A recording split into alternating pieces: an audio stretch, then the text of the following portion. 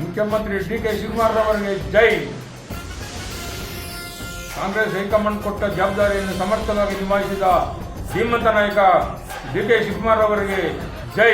ಕರ್ನಾಟಕ ರಾಜಕೀಯದಲ್ಲಿ ಮುಖ್ಯಮಂತ್ರಿ ಹುದ್ದೆ ಕುರಿತ ಚರ್ಚೆಗಳು ತೀವ್ರಗೊಳ್ಳುತ್ತಿರುವ ನಡುವೆಯೇ ಕೆಪಿಸಿಸಿ ಅಧ್ಯಕ್ಷ ಹಾಗೂ ಉಪಮುಖ್ಯಮಂತ್ರಿ ಡಿ.ಕೆ. ಶಿವಕುಮಾರ್ ಅವರ ಪರವಾಗಿ ಕಾಂಗ್ರೆಸ್ ಪಕ್ಷದ ಹಲವು ಮುಖಂಡರು ಮತ್ತು ಕಾರ್ಯಕರ್ತರು ಸಾರ್ವಜನಿಕವಾಗಿ ಬೆಂಬಲ ವ್ಯಕ್ತಪಡಿಸುತ್ತಿದ್ದಾರೆ. ಆನೇಕಲ್ ತಾಲೂಕಿನ ಮೂಲ ಕಾಂಗ್ರೆಸ್ನ ಹಿರಿಯ ನಿಷ್ಠಾವಂತ ಮುಖಂಡ ಎ. ಕೃಷ್ಣಪ್ಪ ಮುತ್ತಾನಲ್ಲೂರು ಅವರು ಕರ್ನಾಟಕದ ನೂತನ ಮುಖ್ಯಮಂತ್ರಿ ಆಗಲಿರುವ ಸನ್ಮಾನ್ಯ ಶ್ರೀ ಡಿ.ಕೆ. ಶಿವಕುಮಾರ್ ಅವರಿಗೆ ಅಭಿನಂದನೆಗಳು ಎಂದು ಶುಭಾಶಯ ಕೋರಿದ್ದಾರೆ. ಡಿ.ಕೆ. ಶಿವಕುಮಾರ್ ಅವರನ್ನ ಸಂಘಟನಾ ಚತುರ, ಸಮಸ್ಯೆ ನಿವಾರಕ, ಹೈಕಮಾಂಡ್ ಆಜ್ಞಾ ಪರಿಪಾಲಕ ಹಾಗೂ ದಕ್ಷ ಆಡಳಿತಗಾರ ಎಂದು ವರ್ಣಿಸಿರುವ ಕೃಷ್ಣಪ್ಪ ಅವರು ಪಕ್ಷ ಸಂಘಟನೆ ಮತ್ತು ಕಾರ್ಯಕರ್ತರನ್ನ ಒಗ್ಗೂಡಿಸುವಲ್ಲಿ ಡಿಕೆಶಿಯವರ ಪಾತ್ರ ಅಪಾರವಾಗಿದೆ ಅಂತ ಅಭಿಪ್ರಾಯಪಟ್ಟಿದ್ದಾರೆ.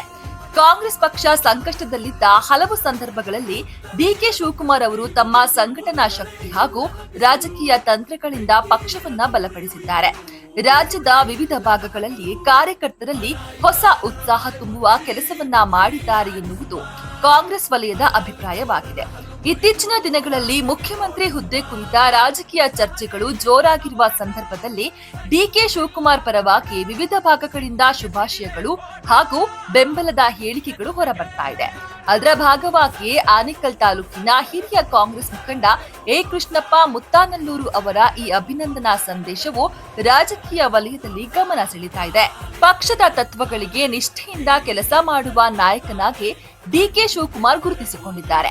ಹೈಕಮಾಂಡ್ ನೀಡುವ ಜವಾಬ್ದಾರಿಯನ್ನ ಸಮರ್ಥವಾಗಿ ನಿಭಾಯಿಸುವ ಸಾಮರ್ಥ್ಯ ಅವರಲ್ಲಿದೆ. ರಾಜ್ಯದ ಅಭಿವೃದ್ಧಿ ಮತ್ತು ಸಂಘಟನೆ ಬಲಪಡಿಸುವಲ್ಲಿ ಅವರು ಪ್ರಮುಖ ಪಾತ್ರ ವಹಿಸಲಿದ್ದಾರೆ ಅಂತ ಕೃಷ್ಣಪ್ಪ ಅವರು ವಿಶ್ವಾಸ ವ್ಯಕ್ತಪಡಿಸಿದ್ದಾರೆ.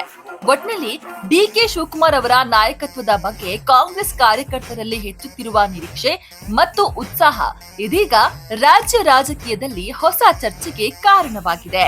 ಮುಖ್ಯಮಂತ್ರಿ ಡಿ.ಕೆ. ಶಿವಕುಮಾರ್ ಅವರಿಗೆ ಜೈ. ಕಾಂಗ್ರೆಸ್ ಹೈಕಮಾಂಡ್ ಕೊಟ್ಟ ಜವಾಬ್ದಾರಿಯನ್ನು ಸಮರ್ಥವಾಗಿ ನಿಭಾಯಿಸಿದ ಧೀಮಂತ ನಾಯಕ ಡಿ.ಕೆ. ಶಿವಕುಮಾರ್ ಅವರಿಗೆ ಜೈ. ರಾಜಕೀಯ ರಣರಂಗದಲ್ಲಿ ಎದುರಾಳಿಗಳ ಎದುರಿಸಿದ ಮುಖ್ಯಮಂತ್ರಿ ಡಿ.ಕೆ. ಶಿವಕುಮಾರ್ ಅವರಿಗೆ ಜೈ. ಹೈಕಮಾಂಡ್ಗೆ ತುಂಬ ಧನ್ಯವಾದಗಳು.